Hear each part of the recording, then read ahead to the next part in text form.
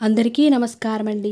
December 23 శనివారం వైకుంఠ ఏకాదశి రోజు పూజ ఏ విధంగా చేసుకోవాలి, ఉపవాస నియమాలు, వాటన్నిటిని గురించి కూడా తెలుసుకుందాం. సంవత్సరంలో వచ్చే అన్ని ఏకాదశుల కంటే ముక్కోటి ఏకాదశి చాలా గొప్పది. దీన్నే వైకుంఠ ఏకాదశి అనే పేరుతో కూడా పిలుస్తారు. ముక్కోటి ఏకాదశి ఎందుకు గొప్పదంటే ఆ రోజు 33 కోట్ల మంది దేవతలు వైకుంఠానికి వెళ్ళి ఉత్తర ద్వారం గుండా వైకుంఠంలో మహావిష్ణువుని దర్శనం చేసుకుంటారు. అందుకే దీని ముక్కోటి ఏకాదశి అనే పేరుతో పిలుస్తారు. అందుకే మనం కూడా ముక్కోటి ఏకాదశి రోజు దగ్గరలో ఉన్న విష్ణువు సంబంధమైన ఆలయానికి వెళ్ళి ఉత్తర ద్వారం నుంచి వెళ్ళి విష్ణువుని దర్శనం చేసుకోవాలి. అలా దర్శనం చేసుకుంటే సంవత్సరం మొత్తం విష్ణుమూర్తి అనుగ్రహం కలిగి వృత్తిపరంగా ధనపరంగా బాగా కలిసి వస్తుంది. అలాగే ముక్కోటి ఏకాదశికి ఉన్న ఇంకొక ప్రత్యేకత ఏంటంటే ఆ ఒక్కరోజు ఉపవాసం ఉంటే 3 కోట్ల ఏకాదశులు ఉపవాసం ఉన్న ఫలితం కలుగుతుంది. అంత శక్తి ముక్కోటి ఏకాదశి ఉపవాసానికైతే ఉంది. అసలు ముక్కోటి ఏకాదశి రోజు ఉపవాసం ఉంటే సంవత్సరంలో వచ్చే అన్ని ఏకాదశులు ఉపవాసం ఉన్న ఫలితం కలుగుతుంది. కాబట్టి ఆ ఒక్కరోజు ఉపవాసం ఉండాలి. అయితే ఉపవాసం ఎలా ఉండాలంటే ఆ రోజంతా ఆహారం స్వీకరించకుండా మర్నాడు ఎవరికైనా భోజనం పెట్టి ఆహారం స్వీకరించాలి. అయితే ఇలా ఉండటం ఆధునిక కాలంలో కష్టం. కాబట్టి దీనికి ప్రత్యామ్నాయంగా పాలు పండ్లు స్వీకరిస్తూ ఉపవాసం ఉండవచ్చు. అలా కూడా ఉండలేని వాళ్ళు ఉడకబెట్టని పదార్థాలు ఏవైనా ఉంటే అవి తింటూ ఉపవాసం ఉండవచ్చు. ఉడకబెట్టకుండా ఉన్న పదార్థాలు ఏవైనా తిని ఉపవాసం ఉండొచ్చు. అలా కూడా ఉండలేని వాళ్ళకి హరినక్తం అని ఒక విధి విధానం చెప్పారు. హరినక్తం అంటే పగలు తినకుండా రాత్రికి గోధుమ రవ్వతో చేసిన పదార్థం, గోధుమ ఉప్మా లాంటివి తినొచ్చు. దీన్ని హరినక్తం అంటారు.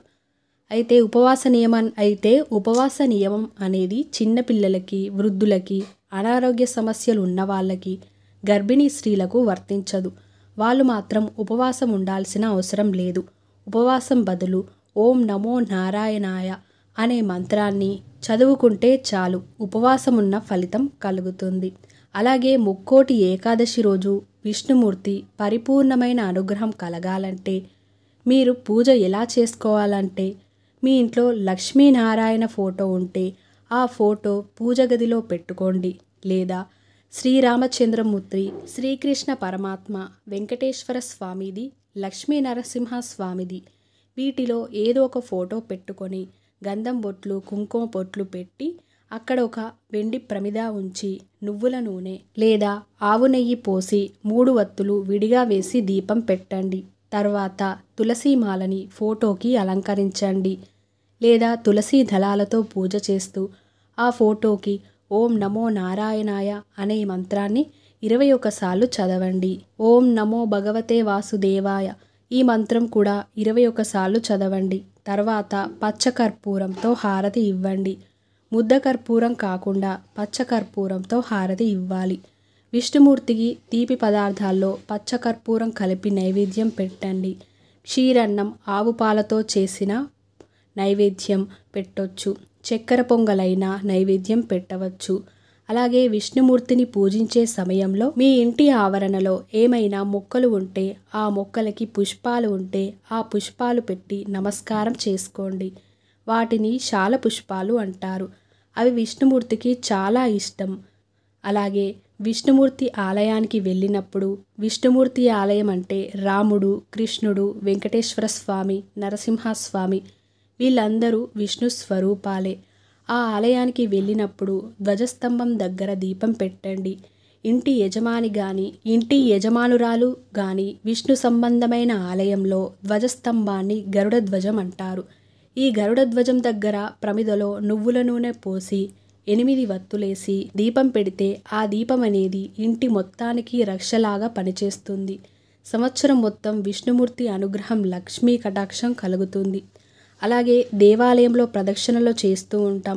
కానీ ముక్కోటి ఏకాదశి రోజు మాత్రం విష్ణు ఆలయంలో 2 కానీ 4 కానీ 6 కానీ 8 కానీ ప్రదక్షిణలు చేయండి. అంటే సరి సంఖ్యలో ప్రదక్షిణలు చేయాలి.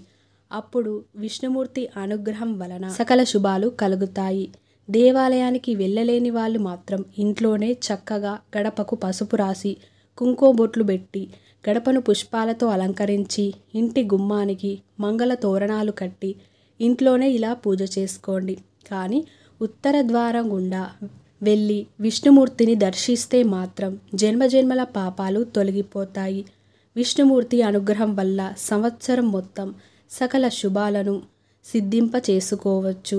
ముక్కోటి ఏకాదశి నాడు చేప, విష్ణు పూజ, గీతా పారాయణం, గోవిందనామ స్మరణం, పురాణ శ్రవణం మోక్షప్రాప్తి కలిగిస్తాయి. ఇవన్నీ చేయకపోయినా ఓం నమో నారాయణాయ అనే మంత్రాన్ని 108 సార్లు జపించడం ద్వారా మీరనుకున్న కార్యాలు దిగ్విజయంగా పూర్తవుతాయి. ఇంకా ఏకాదశి రోజు విష్ణు, వెంకటేశ్వర స్వామి ఆలయాలను దర్శించుకోవచ్చు. వైకుంఠ ఏకాదశినే పుత్రద ఏకాదశి అని కూడా పిలుస్తారు. దీని గొప్పతనాన్ని వివరించే కథను తెలుసుకుందాం. పూర్వం మహారాజు సుకేతుడు భద్రావతి రాజ్యాన్ని పరిపాలించేవారు. అతని భార్య చంప్రక మహారాణి అయిన గృహస్థు ధర్మాన్ని చక్కగా నిర్వహిస్తూ, అతిథి ఆభ్యాగతులను గౌరవిస్తూ, భర్తను పూజిస్తూ, ఇంకా ఎన్నో పుణ్యకార్యాలు, వ్రతాలు చేస్తూ ఉండేది. వారికి పుత్రులు లేకపోవడం జీవితంలో తీరని లోటుగా మారింది. వారు పుత్రకాంక్షతో ఎన్నో తీర్థాలను సేవిస్తూ, ఒక పుణ్యతీర్థం వద్ద కొందరు మహర్షులు తపస్సు చేసుకుంటారనే వార్త తెలుసుకొని వారిని సేవించి తనకు పుత్రభిక్ష పెట్టమని ప్రార్థిస్తారు. వారు మహారాజు వేదనను గ్రహించి మీకు పుత్ర సంతాన భాగ్యము తప్పగా కలుగుతుందని దీవిస్తూ, నేడు పుత్రద ఏకాదశి కావున నీవు నీ భార్యతో ఈ ఏకాదశి వ్రతాన్ని ఆచరించిన ఎడల మీ కోరిక తప్పక నెరవేరుతుందని చెప్తారు. ఆ వ్రత విధానాన్ని వారి ద్వారా తెలుసుకొని వారికి మనఃపూర్వకముగా సెలవు తీసుకుంటారు. వెంటనే నగరానికి చేరుకొని జరిగిన విషయాన్ని భార్య చెంపకకు చెప్తాడు. ఆమె సంతోషించి వారిద్దరూ భక్తి శ్రద్ధలతో శ్రీ లక్ష్మీనారాయణులను, పార్వతీ పరమేశ్వరులను పూజించి మహర్షులు ఉపదేశించిన విధంగా ఏకాదశి వ్రతాన్ని చేస్తారు. అనంతరం కొద్ది కాలానికి కుమారుడు కలుగుతాడు. ఆ పిల్లవాడు పెద్దవాడైన తర్వాత తల్లిదండ్రుల కోరిక ప్రకారం యువరాజవుతాడు. ఆయన పరిపాలనలో అందరితో ఏకాదశి వ్రతాన్ని చేయిస్తూ ఉంటాడు. అందువలన ఏ ఏకాదశి ఉపవాసం ఉన్నా లేకపోయినా ఈ ఒక్కరోజు ఉపవాసం ఉండడానికైతే చూడండి. ఈ వీడియో మీకు నచ్చినట్లయితే తప్పకుండా మీ ఒక లైక్తో నాకు సపోర్ట్ని తెలియజేసి మరిన్ని మంచి వీడియోస్ కోసం మన ఛానల్ని వెంటనే సబ్స్క్రైబ్ చేసుకొని పక్కన ఉన్న బెల్ ఐకాన్ని కూడా క్లిక్ చేసేయండి. ధన్యవాదములు.